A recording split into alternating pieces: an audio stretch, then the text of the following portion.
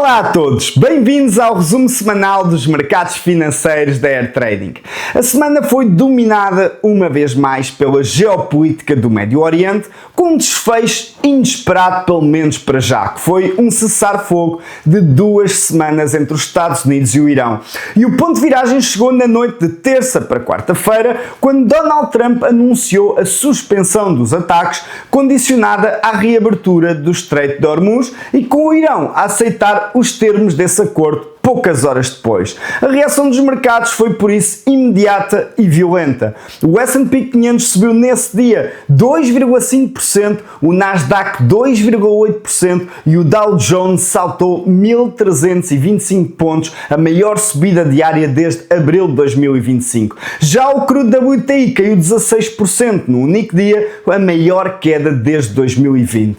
Na frente macro, a inflação de março nos Estados Unidos da América confirmou o impacto do conflito, com uma subida de 0,9% em termos mensais, o maior avanço mensal desde 2022, fortemente impulsionado pela energia. Ainda assim, o dado ficou abaixo das expectativas, levando o mercado a tratar este choque energético como temporário. Quanto ao PIB nos Estados Unidos, aponta para um crescimento no primeiro trimestre à volta dos 2%, mas com riscos crescentes caso o petróleo se mantenha elevado durante mais tempo.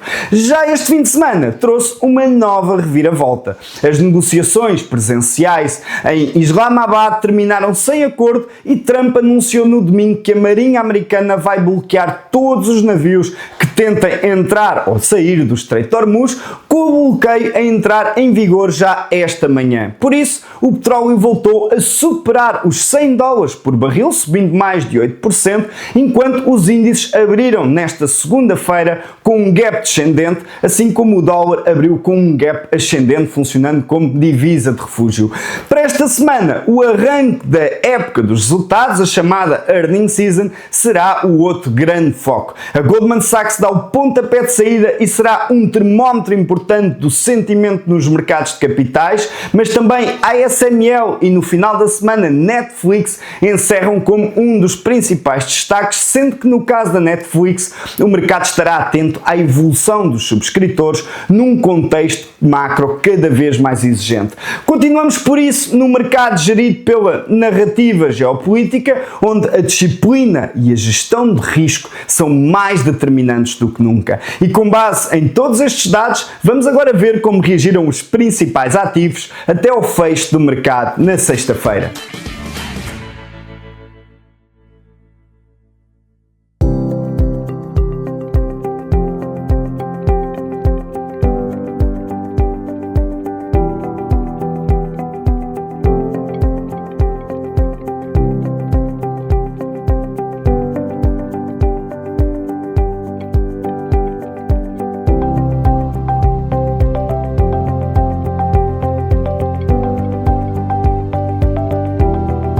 Relativamente à oportunidade desta semana, destacamos o comportamento em termos técnicos do ouro.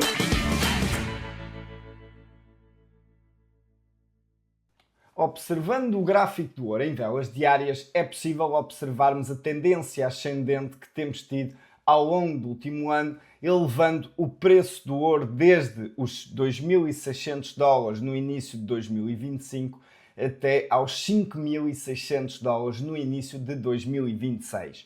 E devido a esta tendência cada vez mais inclinada, era de esperar que em qualquer momento ocorresse esta correção que assistimos durante as últimas semanas e que simplesmente foi uma correção técnica que aproximou o preço do ouro junto da sua linha de suporte, da sua linha de tendência mais importante de médio e longo prazo, perto dos $4.000, $4.100 a onça.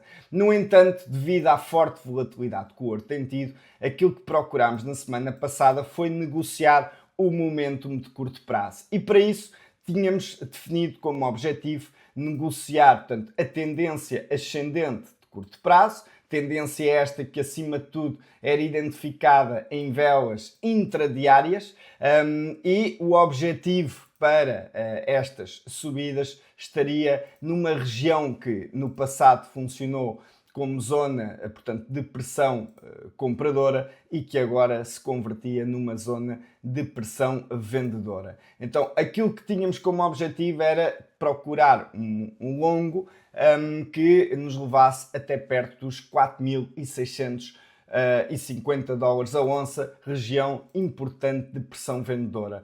Quanto à região importante de pressão de compradora, que foi exatamente a região que nos levou a entrar nesta operação, essa estava identificada por uma linha de tendência de curto prazo que nos permitia verificar que na região dos 2.640, 2.650 dólares tínhamos uma importante região de pressão compradora que no início da semana funcionou várias vezes como zona de compra. E foi exatamente esse trade, desde essa região de suporte até à região de resistência, um movimento de cerca de 5% que passou aqui o nosso trade da semana, dada a volatilidade que temos metido neste ativo. Com base nos dados mais recentes, vê-se agora uma inversão do momentum, uma inversão do sentimento de curto prazo, o que poderá dar origem até a uma inversão da tendência durante esta semana.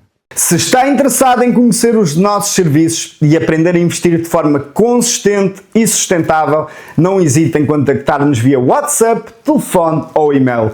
Tenha uma ótima semana de trading e até para a semana.